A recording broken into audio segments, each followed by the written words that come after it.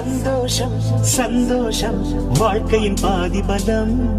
சந்தோஷம் இல்லை என்றால் மனிதர்க்கு ஏது பலம்? புயல் மையம் கொண்டால் மழை மண்ணில் உண்டு. எந்த தீமைக்குள்ளும் சிறு நன்மை உண்டு. ஓ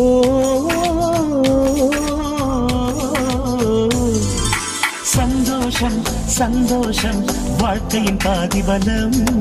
சந்தோஷம் இல்லை என்றால் மனிதர்க்கு ஏது பலம்? புயல் மையம் கொண்டால் மழை மண்ணில் உண்டு. எந்த தீமை கொள்ளும் சிறு நன்மை